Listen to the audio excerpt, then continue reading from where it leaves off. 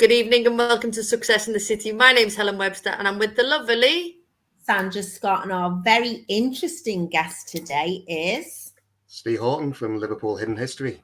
Welcome, Amazing. Steve. Thanks. Thank you, Steve, for joining us. We're super excited and we'll find out loads more about you in as we go along. But first, we do a shout out to the kids, any little people who've done amazing things. Okay.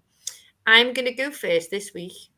Go on then. And we both went to see The King and I last week, but we didn't go together. We went in different, didn't we? Yes. And I'm going to give a shout out to the little people who were in it because they were absolutely amazing. And I think for young children to be in a play or on a musical, on the Liverpool Empire, and it was a late night and they'll still have to do their school and everything like that, but they were absolutely brilliant. So I'm going to give a shout out to all the kids in there. And the curtain got stuck, so they had to start it again.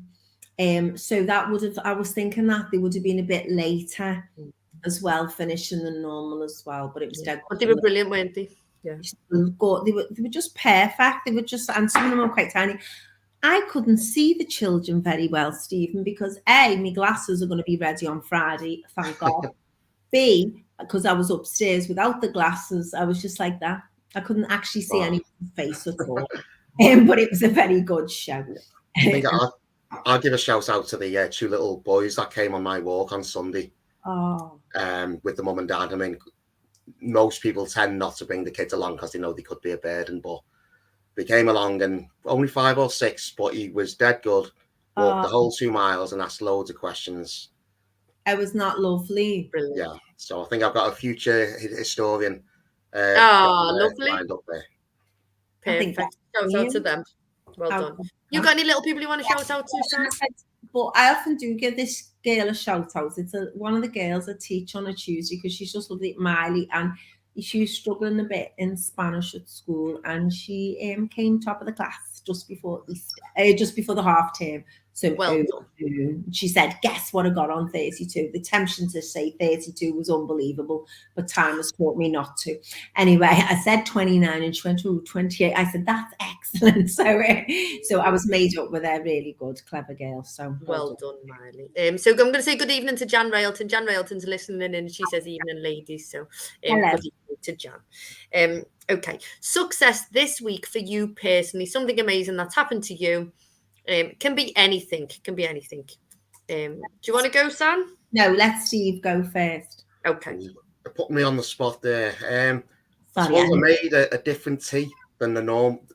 I made a Hunter's chicken for the first time. Oh. I'm not the best of cooks. My wife's far better than me. But she does say what I do very well. But I only have 3 or 4 dishes. But last week, she put me on the spot. An emergency come up and I was left with half-cooked chicken breasts, bacon and some cheese and barbecue sauce. I lumped it all together and it all turned out well. Brilliant. That's like... Apologies, my dog's kicked off in the background there. That's all right, my cat's just appeared. What's happened to Poppy? Oh, no, Poppy's over. Poppy's asleep because she's been out, so I've sorted her out. She's fast asleep now. The cat's just appeared here. Brilliant on the Hunter's chicken. That's a good shout. That's a bit like Ready, Steady, Cook, isn't it? I've got these few things. I'm going to make some. Yeah. Cool. Well done. You're on our way, so give it a go. Yeah. What about you, Sam? There's been a few cool things happening this week, really. We've got a new client in, which is good for translation work who we've not worked with before, and I'm delighted, high-profile people, so that's really good. Just some really cool stuff happening, some stuff in fact, we're doing work-wise, loads and loads of cool things are happening at the moment, which I'm quite pleased about. No, not really. I was sick on Sunday all day, which really set me back. So that was horrendous. I did get home early this afternoon and got the downstairs mopped, though, which made me feel much better. And that's all I've got to say. Not great success. Oh, sorry, one success, which is dead important. I finally got my eyes tested. Specsavers in Bootle, absolutely brilliant service. I couldn't staffed up, everything fantastic. And my glasses are going to be ready on Friday and I cannot wait. And they were really reasonable as well because I was cost conscious, but they still treated me very well. I know, I'm made up. Excellent. Small Well wins, you know. They're good. They're massively good wins. Yes. So I've got a few little successes. My first one is I ordered a pair of trainees yesterday and they arrived today. How many pairs is that, Hel? No. Quite a few. But these are like, so I haven't had new trainees for a year. Honest to God. I haven't had new trainees since you gave me the last pair. I bought 3 pair of trainees a year ago on the same day because they were all on offer. So I bought the 3 of them. Yeah. And I thought, God, I haven't had new trainees. Yeah, Nike. I thought, God, I haven't had new trainees for ages. And then I went on. Anyway, I've seen these ones and they're amazing. They've arrived today. But I got a thing, you know, an email saying that your trainees have arrived. And I was like this, twitching because I needed to get home to see them. But they're beautiful and they're amazing. So yeah, I've got them. Sorry, can I just say I forgot my big success, which I'm really annoyed. I forgot to say I'm doing a course in and I've never done it before. It's breakfast Spanish, 8 in the morning till 10 to 9, starting next Thursday. And I've had people sign up already, and I was thinking, I don't know if anyone will go for that. So I'm really excited. Sorry about that. That is brilliant. Brilliant. So that's a cool one. So yeah, my trainees is a massive success. But my other success is you went a year without buying any more is the point. I know, I've been like really conscious. I do keep twitching every time. That happened. My second, well, my big success is I was asked a couple of weeks ago to speak at the Women Who Lead LLS International Women's Day. And they said, anyway, I got an email on Monday and they said, we don't just want you to speak, like have a little chat anymore. We want you to be one of the guest speakers with a presentation and everything. So I'm absolutely delighted. And I got a thing through today and they're going to have questions from the floor. And so it's really, really cool. So it's about women who lead, but it's around sport and things like that. Yeah. And they want to hear my Saudi story because there's opportunities to go back to Saudi for sports. So I'm dead excited. And I just thought it was like a lovely little email to get. So I made up, and that's next Wednesday. That's an absolute win. So I made up with that. Yeah. Okay. So we've all had lovely little successes. I think Steve's is probably one of the best, in all fairness. And there you go, Stephen. Helen's been asked for that. I've been asked to speak at an event, which I'm grateful for, in Cheshire, in a little venue that nobody knows. One of the, like, never know who you'll meet. Everyone finds out the night before where's it go. No, but there we go. Yeah, amazing, brilliant, cool, brilliant. Okay, Steve, we're going to play this or that. I'm going to ask you and Sandra. Sandra's going to ask me and you. Okay, you've just got to answer that. So. Can I go first? Yes. Okay, Steve. And we've just had a bit of a conversation about true or not true. Okay, but you've got to put like your little not true head on. Okay. Right. Okay. Miss Marple or Poirot?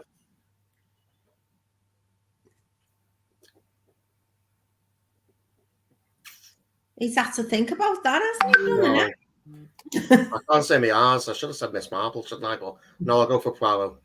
Poirot. What about you, Sam? You don't need to say your arse to say Poirot because it's like Belgian, isn't it? Hercule Poirot, of course. There is no one else. Oh. I love Hercule Poirot. I love Hercule Poirot, but when I was little, I wanted to be Miss Marple because I just loved her. You are Miss Marple. Why is that happening? Why is there? I loved Miss Marple. So I am going to go with Miss Marple. Okay, cool. Okay, go on, Sam. Steve. Okay. Because of your interest in crime, and we're going to hear all about what you do, which loads of people be interested in this, in your true crime and things like that. Are you more interested in crime over the last century in the 1900s or in the 1800s? That's an impossible one to call, but I would probably say I'd go for the 1800s only because there's very little risk of digging up something that might embarrass or upset somebody. Today. I'm always wary of. Sometimes I've had people contact me and say, I'd rather you're not post that on the internet because it brings back memories for me or family members. On the other hand, I've had people coming and saying, thank you so much for posting that. I didn't know what happened. Or you've told the story that everyone needed to know. and it's a very difficult one to call. But I think you can always be certain that you'll never run the risk of offending anyone if you do 1800 stuff. Yeah. And also the punishments and the names of the crimes were unbelievable. I mean, there was one in the 1850s, the Melbourne pub in Green Lane, domestic dispute between a man and his estranged wife, and she actually came back and chained herself to the staircase. And when she finally got arrested, the actual charge that was put to her was annoying her husband.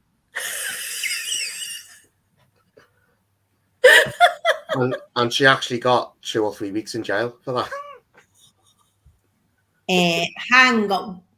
Right, well, I don't know where to start. We're going to get more onto that. We're going to get more onto that in a minute. We're going to get more onto that in a minute. God. So I think after what Steve's just said, I'd go further back as well because I don't want to offend anybody. What about you, San? I'd go further back because crime stories in the recent years, you've got a lot more information and even sort of the last century, the latter half, you've got, as time went on, DNA and, an earlier fingerprinting, and they had things like that. And of course, in the 1800s, they had nothing. Do you know what I mean? Did anyone? The way they worked in the 1800s, literally the evidence test was very much was someone prepared to risk eternal damnation by going on and swearing on the Bible and giving evidence in court? Wow. And that was really the way the judges would see it. Hilarious. Well, I can't wait to hear more about that. It's very interesting. I've gone down the history route slightly. Okay. Go on. Steve, Go on. The Grafton or the Coconut Grove? There's only one answer I can give to that because I met my wife in one of them. You met it in the Coconut Grove, surely, not the Grafton. No, it was the Grafton. Amazing, boss. I love that. I know his wife. She's fabulous. What about you, Sam? I saw and recognised her, and we did work for parts of a wider the same departments in the council, but in different bits. But we'd seen each other, and it was one of them. We just got talking from there. Oh, wasn't that mental? Brilliant. I love that. So, the Grafton, because there was always a pantomime horse in the Grafton. I've never went without some. I've been about 3 times to hen nights and things, and I never went and there wasn't a pantomime horse there, which I thought was amazing. Just the best night out ever. That I don't think anyone could recreate. It was just completely mental. Yeah. Yeah. So I worked behind the Grafton. I worked in a pub behind the Grafton. So when we used to finish in the Alex, we used to go in the Grafton and have a drink afterwards. And the doorman used to let us in and we had a ball. But the Coconut Grove was like, we used to go to. So they used to do like under 18s discos in the Coconut Grove. And it was brilliant. And I love the Cokie, but I'd probably say the Grafton, we just had, because we were all sober because we'd been working and everybody else wasn't. So it was just hilarious, to watch. Did you see a pantomime horse when you went? No, I can't say that I ever have. No. 3 times a horse without a word of a lie, honestly. Did you have your glasses on? I wasn't blind, man. I've got to say, in terms of the Coconut Grove, I can give it a shout now because it's been demolished, but I did have some of my first underage drinks in there when the bar staff didn't have to worry about getting fined thousands of pounds and getting the licenses stripped. So I did have a few underage drinks in there, but moving forward 10 years or so, I worked in the homeless hostel that's next door to it. And there was nothing worse than being on a Friday or Saturday night shift when the Coconut Grove tipped out at 3:00, having to deal with people coming and doing unspeakable things in our car park. I could imagine. And it was just me and my colleague in there, and we just had to put up with it because we knew we were putting ourselves in danger by going out to deal with it. Definitely. Go on, San, yours. Okay. Would you rather, Steve, read a book about a historical crime or see a film about one? I think it would depend if it's a film, documentary type film, or an actual film which is sort of one of those where they say, it's dramatized in some respect. It's not factual. Yeah, I think I love watching the documentaries, especially where they speak to psychologists, about trying to get into how and why people might have done certain crimes. But the good thing about a book is you can pick it up and put it down and read it at your leisure. Yeah. So I'm very much on the fence on that one. Okay. I will probably say a book for me, because I think you can go back and read the facts a little bit. So I tend to like watch things and I'll miss a bit, but at least on a book you can go back and sort of like reference again. So yeah, I'd say a book. What about you, Sam? I have never, ever, ever in my life read a book about a true crime. Ever.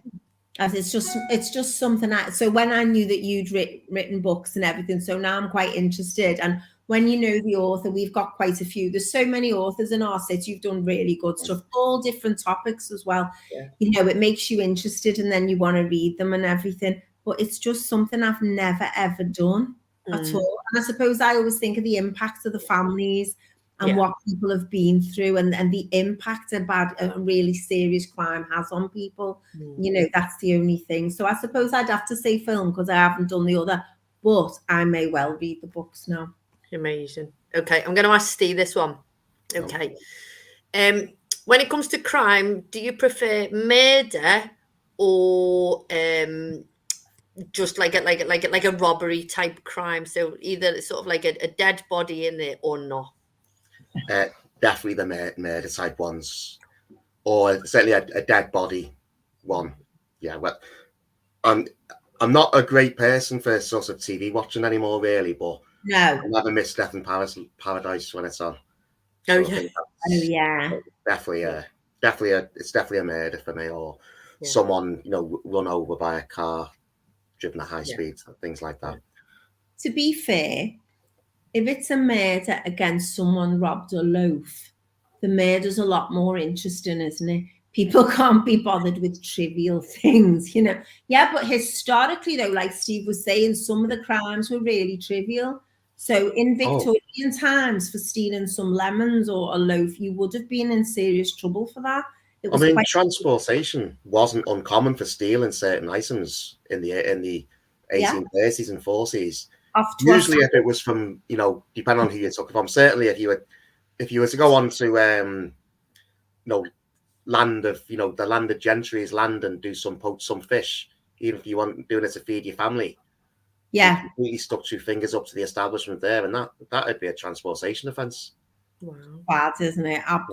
7 years minimum in Australia. Yeah. And when finished, find your own way back. Amazing, isn't it? Yeah. Yeah. I quite like the sort of like thrillery type, like where there's been a bank robbery or something like that. I quite like those sort of. Yeah. I like it when nobody got hurt. Yeah. They're the ones I like. Go on, Stan, your last one, and then we're going to hand it over because we're running out of time. Okay, I know we'll have to go quickly because Steve's so interested in these videos. Right, tea or coffee, Steve? Tea, always tea. Yeah, tea for me. I've got a the first in the morning. So actually, first thing in the morning is a cup of coffee. But after that, it's tea throughout the day. Yeah, me too. Yorkshire tea as well. Oh, Yorkshire. Well, other teas are available. Or M&S every day. Somebody got me onto, and it's Ryan McVeigh got me onto, and it's really good as well. I just like tea. I don't have a preference on tea. I'm not that. You just drink tea. I just drink tea. Yeah. Go on, Sam. You can introduce Steve, and then we'll hand it over to him. So I know Steve. I'm delighted. I know Steve through his wife, who's lovely, Lynn, who's going to be teaching all different skills, isn't she, around social media and marketing and things like that, which is exciting. She's a lovely person, and that's why I remember you were doing a sponsored event, so you're a good egg and always have been, but why you're here today is you've got a really interesting story about what you do, and you work full-time, but you also have a hobby, which is a job as well, which has escalated into all kinds of things, and you're quite accomplished as well. So we'd like you to take it away for a good half hour, certainly, and tell us all about what you do and why you do it. I think it's certainly I never called myself accomplished, but I do sometimes get reviews of people, and it does surprise me, and people come to us, know local media people and have been invited on the local radio and TV and that. I suppose the general background to it is I'm in a situation now where I've got a hobby which is generating an extra income for just 4 or 5 hours extra work a week. And it's something really to look forward towards the future, that if and when I'm able to retire earlier than state retirement age, I should be able to be, doing something and still keeping myself occupied and earning some money. So it's good to have all those options available. Tell everyone what it is you actually do and how you became interested in it. I mean, basically, it's writing, freelance history writing, which I really do publishing on the web and generating advertising revenue from that, which is up and down. Free e-books, Kindle books, although I do publish paperbacks as well. That's just come about in the last couple of years. The ability to publish, digital publishing has allowed authors now to publish 1 or 2 books at a time, whereas previously you would have had to do a print run of hundreds. Yeah. So both e-books and proper print books, and also tours, local history tours. Yeah, and the tours you do though, are they crime related or not? A bit of everything. I mean, they're basically called Liverpool Hidden History Tours, and it's literally just various places in the city. I'll draw a circular walk of about 2 miles, and we'll stop and talk about places on the way, the buildings, who's lived in them, what might have happened in the buildings, the architecture. There will be true crimes there that sometimes there won't be. For example, the one I've just done, the most recently one I did on Sunday at Egberts and Sudley, I didn't actually have a murder in there. And I do normally always say I'll always try and get a murder in, but I couldn't find one in that area. It's too nice. But I did get a few funny little crimes in there. Hang on a minute, Steve. I lived in Lucan Road and I used to play in Sudley as a kid, and somebody was murdered in the entry in Lucan Road the year before we moved there. Right. Well, I wouldn't do anything. Unless you're going to tell me you're 110 years old, I probably wouldn't have looked at that one. I'll never do anything from within the last 60 years, is my general. Right. I'm just within the cusp. Okay, fair enough.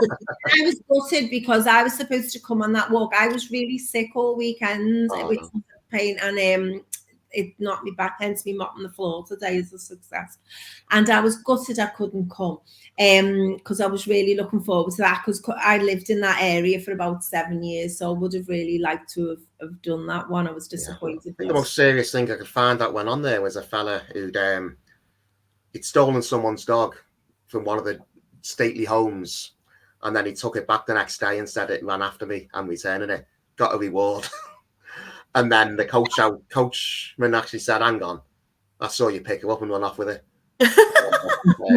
Brilliant. Not given 2 shillings reward by the lady of the house, but when it went to court, he got fined £3. So quite an expensive. Brilliant. So how did you get into all of the history, Steve? Where does the love of history come from? I think it really started when I went to university 30 odd years ago in London, and always having to defend the city, given what things had been like in the 80s. And people couldn't actually believe down there that I was actually coming home for weekends, and that I didn't just want to stay down there. So I started looking up things that went on in Liverpool to tell people about it. And then when it came back in the early 90s, things were happening, like the Battle of the Atlantic commemorations and the tall ships. And, things started, and it sort of spiraled from there, really. I did a few courses at the university, part-time courses, including one in journalism. And that led me to manage to get a contract to publish a book called Street Names of the City of Liverpool around 2000. With County Vice Publications in Birkenhead, sadly no longer with us. But from the publication of that, things just generally slowly evolved from there. It always kept me hand in. I was mainly doing Liverpool FC stuff for fanzines and fans' websites. And I think the way football's gone and far more greed and everything, it's not the fans' game anymore. I fell out of love with that sort of writing. Yeah. And I've morphed towards Liverpool history and looking for niches there. So what was the when you were doing the street names of Liverpool, what was the most interesting sort of like street name or fact that you found out and you thought, I didn't realise that? I think you see streets that are named after other things. You think they might be named after something else. I mean, Battenberg Street in Kensington. You think, oh, that's after the cake. Well, actually, it's named after the Duke of Battenberg, who was married one of Queen Victoria's children or grandchildren. Mhm. But what's quite funny about that one is that there's actually two street signs on there. There's the old one put up in the 1890s, because all the streets in that area around Jubilee Drive were around the time of Queen Victoria's Golden Diamond Jubilee. That's right. But when the council have updated the signs with the more modern signs that can't be graffitied on or damaged, they spelt it wrong. Now, so the original street is Battenberg, B-E-R-G, but there's a modern sign there, B-U-R-G, and one is below the other. How mental is that? Yeah. So what would be, which one would be the right one? The original. The original one, the Battenberg, B-E-R-G. I love things like that. Like you've got the Dickensian streets, like Dombey, and all the ones from the Charles Dickens characters down the bottom end of Park Road. You've got the Holy Land. You've got where I come from originally. We had all the Irish names like Lisbon, Kildone, and Dundon. All of those names. It's really interesting, isn't it? How yeah, I mean, you wonder. I mean, Liverpool's never gone down the line really of changing any names that might have been named in relation to slavery, for example. Yeah. But it's more a case of updating. But I think funny enough, that only came up in conversation yesterday. I was talking to someone, and Lawrence Westgaff, who does brilliant talks about that and Black history in the city, he'd said, and I just think it's brilliant that in our city they asked the Black community and said, what do you think about that? And the Black community said, well, no, because you're actually whitewashing, you're pretending it didn't happen. Yeah, and I've had a few conversations with Lawrence over that, and it is, it exactly like you say, you've got to have it there, or people never know. I think it's fantastic they've said that, and because a lot of the people throwing the statues in the river in other cities and doing things like that, they weren't the Black people themselves in some cases, so it's wrong. You need to have the voice of the people who are affected by it, if you like, more so. Although we all are in one way, but it's really, really important. So I love the fact we've done that, and it's a chance to say, well, actually, this is terrible, and this is what happened, and you can teach the truth then, really, rather than pretending everything's lovely and calling it Sunny Drive instead of whatever. And of course, so many of, as you'll know, so many of our road names are named after shipping firms that traded, did that in that trade triangle. It's hard to, not to find a link, somewhere along the lines for any street name before 1850, there will be a link somewhere. Yeah. Wow. But there'll also be links, to a lot of good things that were done as well. And I think that is often overlooked. Definitely. So after your book on street names, what was your next project? I suppose after that I was concentrating mainly on fatherhood and some occasional Liverpool FC stuff. Things really took a turn for the history moving forward historically when I took some voluntary severance when I worked for the City Council in 2011. And I basically gave myself a year to make it as a freelance writer. And that involved setting up a website on Liverpool Murders, which is still up and running now. It's liverpoolmurders.blogspot.com. There's 650 stories on there. Wow. Say stories. They're not stories, they're all murders going back, right the way to early 1800s up to around 1950. I set up the Liverpool Hidden History Facebook group just to start putting stuff on and doing a few blogs, looking at monetizing income there. It didn't work out, partly because we had some family circumstances which meant that my wife had to give up her work for a period, so I needed to get back into work, earning a regular income. But I've always kept the stuff there on the side, and it has slowly developed up, and I'm in a position now I can dip in and out of it when I want. Brilliant. And the last few years, it's really took off in tours. So how did the tours come about?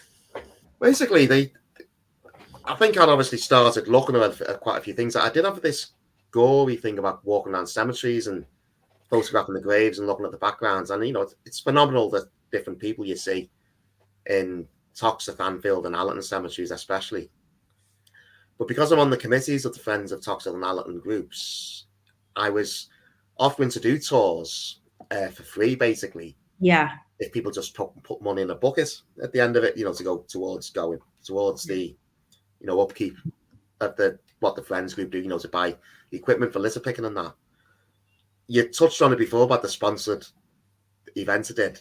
In 2016, I did a sponsored bike ride across Costa Rica, which was That was it. miles of hell through tropical jungle, volcanic terrain and everything.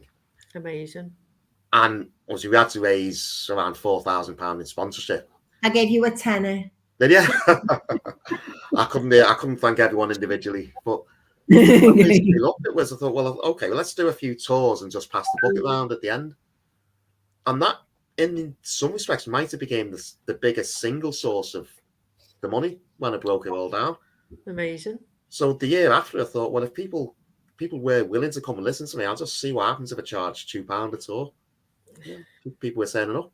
Sometimes you'd only have one or two, and if it was raining, I'd say though, I think there's only been 2 occasions in 5 years where nobody's turned up. There's always been someone there. And as time's gone on, I've obviously developed it from there. I started off just looking at the obvious city centre places like Rodney Street and Hope Street. But as confidence has grew and reputation's enhanced, I've started moving out and doing more in the suburbs, but also the inner city areas where there's so much history in places like Edge Hill and Everton, where the regular guides don't go. Yeah. I had no qualms about taking people up and down Scotland Road and Vauxhall Road, and they're the ones that people turn up for. Definitely, because as you say, it's somebody doing something slightly different, isn't it? Not sort of like the regular tours. So, when are the tours, and how do people access the tours? They happen they're on most weekends. I'll get one in somewhere. Mm-hmm. The only weekends when there won't be is if Liverpool FC is away and I'm going. Yeah, because I'll always want to give myself one day off at the weekend. And if I'm going away, I won't be if I'm going away. I know you've got sympathy there, Sandra, haven't you? Your husband's a big fan on that one. No, so hilarious.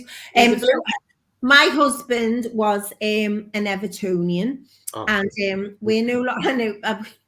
So because we were together for so long, people think I've not been with my husband for 3.5 years now, Steve, which you wouldn't have known. Oops. But my criteria when I'm divorced and ready to meet someone is they can't be an Evertonian. So I'm sorry to all the Evertonians out there who are queuing, but that's not happening. The queues just broke down, Sam.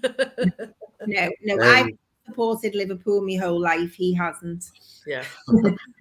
I think generally speaking, so it's when Liverpool aren't playing away. Yeah. I'll always fit one in. They're usually Saturday mornings at 11 or Sundays at 2. Yeah. Facebook group Liverpool Hidden History. That's what we'll get the link and then we'll share it on our page, and then if people want to contact you, they can do. But what website, Liverpool Hidden History. Say that again. The website Liverpool Hidden History, all one word, .co.uk. Okay, and the thing is, though, what a nice thing to do on the weekend, though. It's quite different and it's really interesting as well. Places you walk past every day, you don't know about, you don't realize. One of the things I do is as well as teaching foreign language, we teach people English from abroad. So I'm looking to different things to take them to, and bar the standard stuff they'll say. And I've been doing some different things. And they're so interesting, like the history, like I was in the Victoria building, how that was funded by business in the Athenaeum. People said, right, we want a library people can see and to preserve these books. And then I was in the library at the weekend on Saturday with the Hornby one I went to, and in our library, and the history we've got there is just so interesting. And it's just nice to do different things as well, isn't it, from the norm? Yeah, and I think when one of the things I like talking about to people in Rodney Street, for example, is you hear Rodney Street, you say it's the Harley Street of the North. I don't think you can dispute that, but if you actually walk down it and look at the plaques on the wall, you've got one to a poet, one to a writer, one to the Beatles manager, one to a politician, a prime minister, another author. Yeah. There's one to scientist, first in Holland that did the first X-ray in Britain. Wow. But the first appendix to be removed in this country was in Liverpool. a breast cancer treatment, which is still often used today, was started in Liverpool. The first mobile gas and air technique for home births was started in Liverpool. Wow. And a treatment of varicose veins was started in Liverpool. There's no plaques on the wall for those, but that's why Rodney Street is the Harley Street of the North, and they're the stories I like to tell. You know, so many interesting medical people out there. So on your tours, are they themed in any way? So say for instance, you've just given us all those amazing medical facts. Do you have sort of a medical history tour? No, or is it not just at the everything moment. thrown No, in? don't rule out doing it in future. I think I'm more likely to look at specific books concerning that. Yeah. In terms of the tour, what I'll do is just get a geographical area and say that's it. We're just doing this square mile or so, and just talking about whatever's happened there. So people need to come there, and I don't take it too seriously as well. Yeah. I don't go into all sorts of detailed mathematical equations or architectural terms. I keep it simple. I keep it in plain English. Yeah. There'll always be a few little crimes in there, quirky crimes in there. And I'll always say, I'm sorry that there might be a few inappropriate things said. All I'm doing is repeating what was said by the press 80 years ago. It's not my personal views. But, this happened in Egbert the other day where it was a missionary who was describing inhabitants of an African country as wild beasts. And I said, that's not me. That's just what he came and preached about back in 1918 at this church. But that's massively shocking, isn't it? And it is inappropriate. But again, it's part of history. And it lets us know what people have been through to achieve what they have now, So it is relevant. It's just shocking, isn't it? Yeah, I mean, some of the terms that were used by the press routinely. Yeah. What's your favorite thing you ever found out? The most favorite information you researched and found out about? Oh God, that's really, really putting us on the spot of that one. I think all sorts. I think really. I found a few graves in Toxteth Park Cemetery that no one knew was buried there. Oh right. And which I can, we've managed to bring up and get on the Facebook group. I suppose that's one good one. No one in particular. Same with Allerton Cemetery. We found a few good ones there. Unearthed a few former Liverpool players and Everton players' graves, which have been unmarked and which have been passed on to the clubs themselves and actually have the graves restored. So that's been a good thing. Although I can't take personal credit for them. All I can say is I've shared information with other people who've then gone about getting the work done to get the headstones put up there. So John Howie's listening and he says evening everyone, so we're going to give an evening to John Howie, so big shout out to him. So when you're out and about and you're doing your tours, roughly how long does a tour last, and how long in time and how far in distance, just so people can see whether they can make it? They're always 90 minutes to 2 hours. They'll cost all a fiver. Yeah. So in terms of distance, no more than 2 miles, usually minimum a mile. Brilliant. So between 1 and 2 miles. So massively accessible for all, isn't it? Generally, yeah. I'll always be on hand to help if there's any accessibility issues there. I try and avoid hills. Yeah. I try and keep it on a flat way and try to do as many off the, certainly side streets or quieter streets so we can talk. I dropped me over the weekend. I've actually gone all digital now. I've got a card reader so I can take cards, not just cash. Oh, brilliant. But as I was getting out my car the other day, I think in trying to keep hold of everything, I dropped my microphone and that wouldn't work. Oh. So I had to shout really loudly, and I had a bad cold already. Oh. But there was over 40 people there Sunday, so it was a case of amazing. That's brilliant. So really raised the voice. I mean, normally you're looking at about 15 to 20, and which is a nice, comfortable number. That's great. Yeah. But and try and avoid pre-booking if I can. Steve, do you do anything by request? So, like, say a group want to hire your services at the weekend to take them to some on a tour? I mean, I've quite a few times people have come to me and said, "I'm really sorry, I couldn't do the tour. We had this on or that," and I've always said, "Look, I'm more than happy for a flat lump sum to do the tour for you and a group of friends. If you come back to me." And I have been approached a few times to bespoke tours for people. Usually in the Georgian Quarter seems to be a popular one. And I think that is probably the biggest compliment, really, where people have actually gone and put on various forums and groups and that, I want to have a tour of Liverpool. Any recommendations? I don't really want to go on the guided bus tour or something. And my name's been thrown in. Which is lovely, isn't it? That's a massive, massive pat on the back, isn't it? And that shows that all the hard work and everything that you've done and is now coming to fruition, isn't it? Which is. And I've always been careful, really. I don't go out promoting myself on other groups. No. And it's one, and basically it works both ways. Yeah. I don't have people if people come to me just wanting to promote something because I've got a group with 45,000 members, the answer generally is a polite no. But I won't go promote myself on other groups either. But you know what? People come and find me. There's enough. We're so lucky living here. And I went through the same thing you said about being down south, constantly defending the city in London. It was absolutely painful. But we are so, so lucky because we know how cool it is. And there are so many different types of tours, though. And I think your tours really niche what you do. It's the crime in different places. So we've got a guy coming on a few weeks who's doing the electric cycle tours.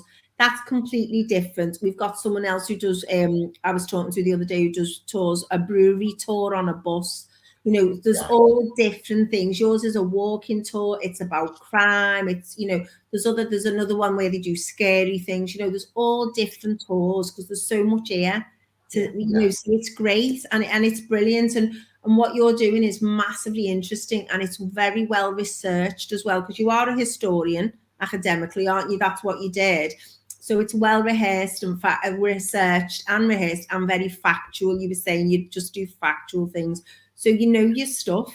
I think that's really why, isn't it? That's why I'm in all parts of my life. I mean, we said earlier on about, my big thing was making the Hunter's chicken. Yeah. I'm not a very good cook, but the few things I do very well.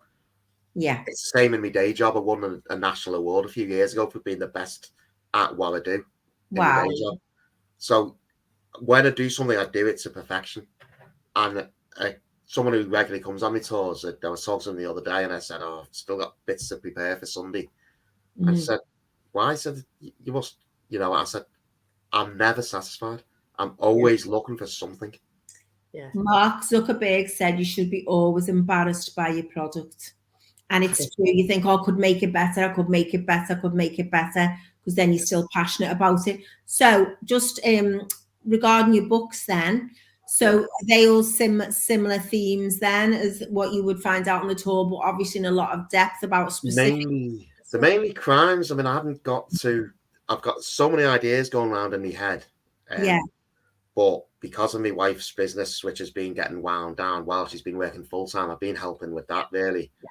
Hopefully from April, some time will be freed up when I've got so much information there that can be put in books about things like, the medical people who obviously. So the books that are actually online at the moment, available on Amazon, are all are either the street names ones or they are in relation to murders. Yeah. I've seen the street names one and I never twigged it was you who wrote we'll it. Share. I think we'll share all of the links to the books and your website and all those sort of things so people can get in touch.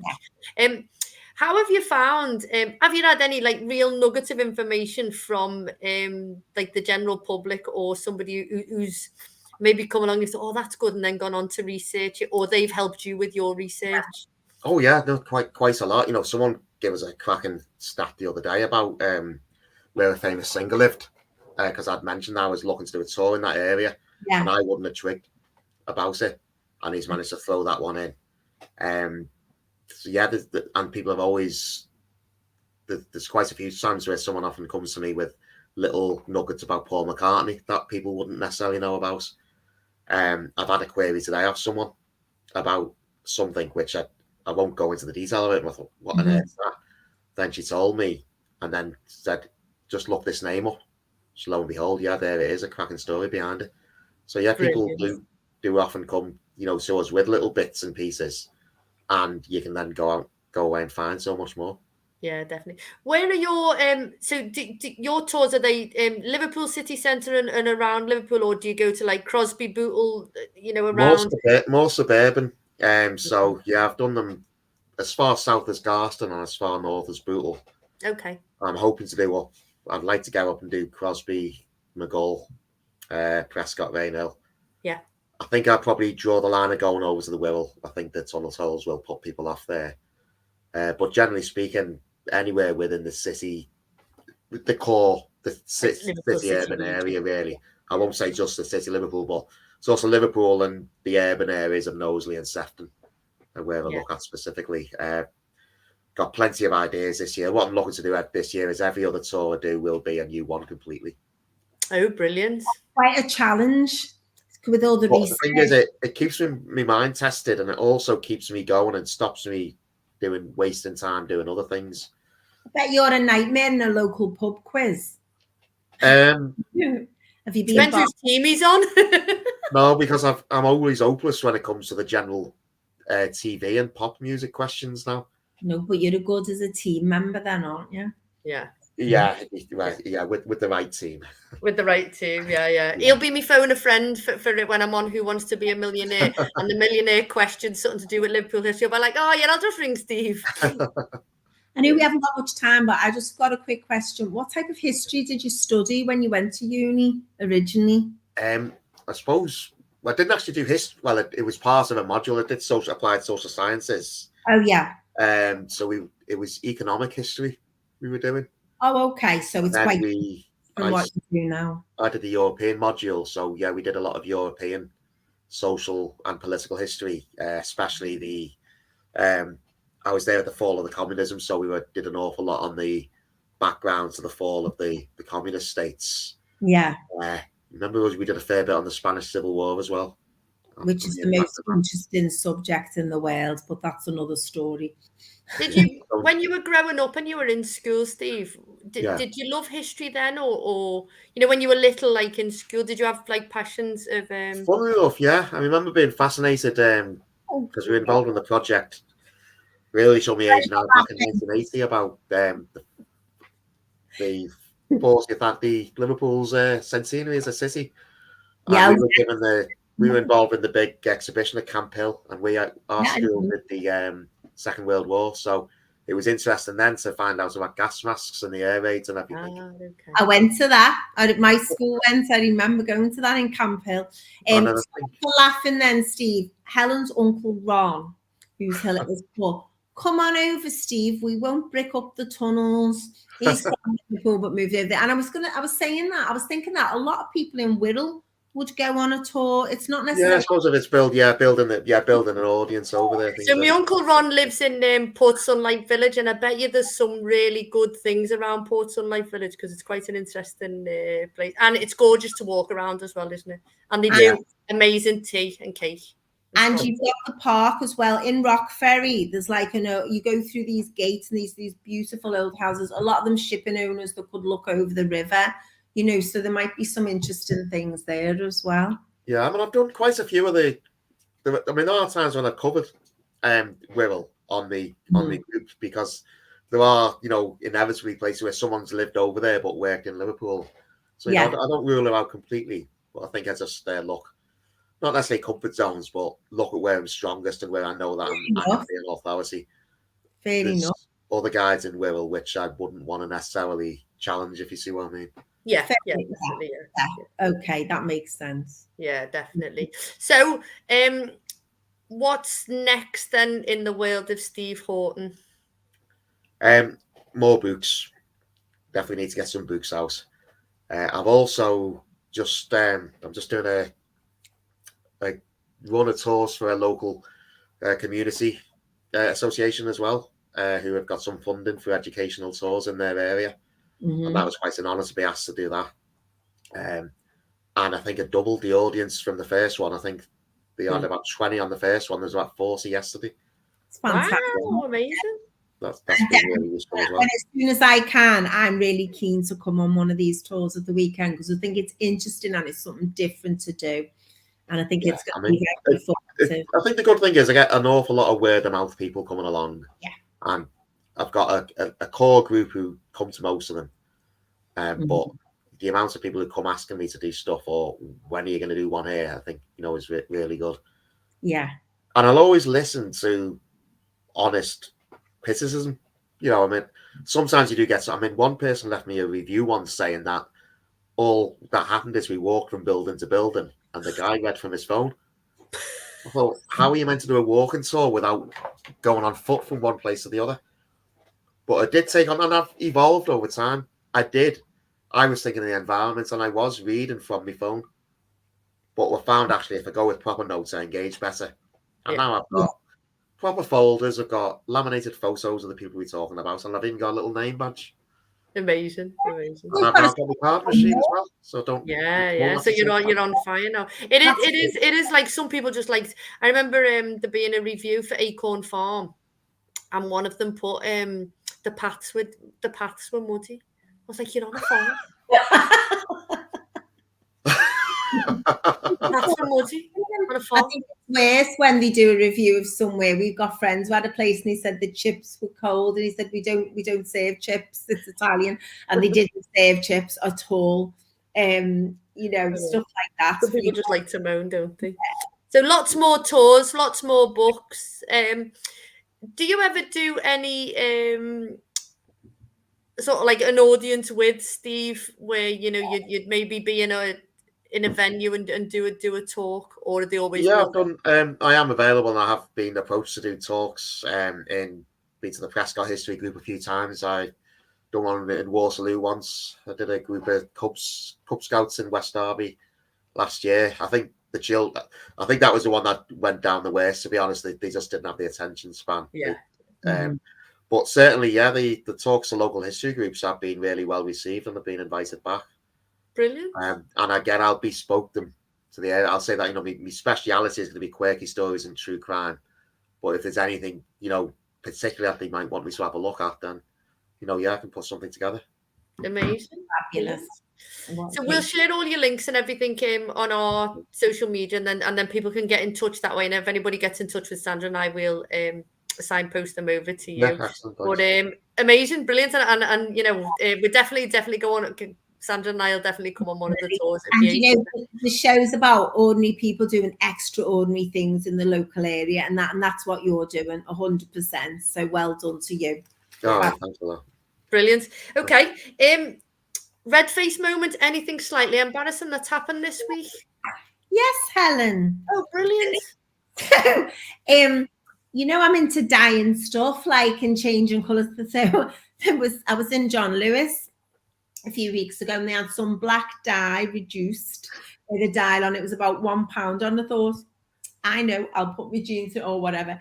Anyway, I had a dress. It's like a burgundy, it was like a burgundy colour, maroon colour, and in there, she's laughing already. And a lady in where I was doing a course, had put bleach everywhere, and I'd leant against the counter making tea. And I had a white stripe across my dress and realised. So I thought, I'm going to put that in. I'll just dye it black, wear a bright scarf with it, whatever, so I don't look like I'm going to a funeral. Anyway, so I put it in with a couple of other things. Right, it's not black. It's really weird what's happened. It's come out purple, but the white stripe's gone. But there's black everywhere. This was 2 days ago. It was all over my hand. So I'm at a meeting today and I've scrubbed them. I've had a hot bath. I've had showers since I did this. So I'm at this meeting today at Strawberry Fields with Leon, and we're having a chat. And then I looked and I went, oh, can I just say my fingers aren't dirty? I dyed a dress black and some other stuff like that. And I thought, but it keeps popping, look. And I've mopped all the kitchen floor, and I don't know, I've put the washing machine through again on a clean one, and it's everywhere. So it was definitely a false economy. Yeah. I wouldn't recommend dyeing anything black ever. No. Brilliant. You must have a slightly embarrassing story, Steve, that people can laugh along with, not at you. Everyone laughs at me. Why should you be on Well, I mean, I suppose it was quite embarrassing talking the other day, not realising my microphone wasn't working after I dropped the kit after the tour. This isn't the last week as such, but it was in a city centre pub a few weeks ago with a few friends having a drink prior to going up to Anfield for the game. And there was a man with a walking frame having difficulty getting out the door. So one of my friends went up to offer help unfortunately, when he opened the door, he didn't realise that the door was in part supporting his frame, and the man just went starfish shaped on the ground. Unfortunately, when he turned around to us for assistance, we were unable to offer the assistance because we were rolling around on the floor laughing ourselves. That's terrible. The man concerned was fine. He got him up, and Brilliant. we saw him sat in another pub as we were leaving. Oh, thank God. As long as he was all right. That's cool. Brilliant. Yeah, it was. I've been quite good this week. I haven't got I any. feel a bit embarrassed to laugh, really, to be honest. Yeah, it's cool. Oh my As long as the God. man was all right, isn't it? Shout out to the grown-ups, any grown-ups who've done amazing things. I'm going to shout out to the Inclusive Hub, who've opened their new premises. They've just grown from strength to strength. So they started as a boxing group working with people with disabilities and kids and stuff, and they've just grown and grown. They've done really, really well. I am going to see if I can try and get them to come on the show, because they have done amazing. I'll have to go down and say hello to them in their new space. But yeah, big shout out to them. They opened on Saturday or Sunday it was. Yeah, brilliant. Yeah, I've got a shout out to Danny de Brabander. He's been on the show twice. We haven't had many people on twice, and he put a post on today, and he said, his cancer's back again, and he's been adamant about promoting fighting bowel cancer awareness, really, and that. And he's kept going, and he said, I've got to find the strength to dig deep. And everyone sent him positive messages, but he really does keep finding the strength to dig deep. And they have raised thousands and thousands and thousands of pounds now for these acts of kindness they're doing. And talk about something very negative happening to somebody and creating it into incredible positive, even though he's a Man U fan, and he said one of his surgeons was at the game and had his top on. With his two little kids, and they all had the t-shirts. I saw that post, and I thought that's massive shout. I know we mention him a lot, but what a fantastic example of a human he really is. So shout out to him. Yeah, and we're sending him all the love in the world, and best wishes to him over. Yeah. So a book or a podcast or something that you're listening to that could inspire others. I'm actually reading Find Your Flow, the Path of Mastery by John Bullock, our previous guest. Yeah, so yeah, I started reading it, and then somebody gave me something else, and I read it, but I've gone back to it, so I'm reading that. So I am going to practice the finding the flow. There's a few little exercises in there, so I'm going to do that. So yeah, massive shout out to John Bullock for that. What are you reading, Sam? Well, I just finished a book, but what I've downloaded podcast-wise this week, I'm dead excited about getting my glasses, by the way, because I'll be able to read everything again without having sore eyes and stuff. But I downloaded, and it's been since 2017, The Diary of a CEO. Oh, because I love it. I just think he's brilliant. I haven't seen any of it, yeah. He's absolutely brilliant, and I'm going to listen to them. So, and he's been, he's done 300 odd episodes there is. So I'm going to hammer that because I really love podcasts and things. Yeah, brilliant. What about you, Steve? What are you reading at the moment, or currently reading Michael Palin's Into Iraq, which is really interesting to read. Not just about the fact, with the places he's going and seeing the rebuilding of the country after the war, but just the fact that he was 78 when he did it. Yeah. And that he just to show that he is still going, he's still traveling. I absolutely loved his pole to pole and his around the world in 80 days. Which in many ways have inspired me to go to some of the places he's gone there. I was inspired to go there by him. So it's been really interesting to read this. Amazing. Brilliant. Love that. Brilliant. So we want to say a massive thank you for coming on. We'll share all your stuff on Success in the City. You are a success in our city. And we would like, have you got a closing quote, a mantra that you live by, or something that we can close the show with? I think really I'd just like to say, always look for a positive out of a negative. If something's gone wrong, learn from it. What can you learn from it, and find a positive? I did go and I've seen a talk by someone once who was the son of one of the Yorkshire Ripper victims, who was through the care system and got into low-level crime and spent time in jail, but he has fought that, and his motto is always, I can. There's always something you can learn from and do something if you want it. He's I think the that is best very speaker. inspirational. He's the best speaker I've ever heard, Richard McCann. Absolutely brilliant. And you know, when you were saying before, I know we're winding up now, but it was when you were saying, and I was thinking about the impact of crime has on somebody, and he'd say it's there in the papers all the time, or they'd find stuff, and it was absolutely, and it was so bad for him that happening all the time, you know, and how it affects their lives. Yeah. So, how fantastic. Amazing. Well, we wish you all the best, Stephen. Thank you so much for coming on. And we'll share everything on our socials, and we'll see everybody next week. All right. Okay. Thanks a lot. See ya. Thank you. Thank you so much. Bye.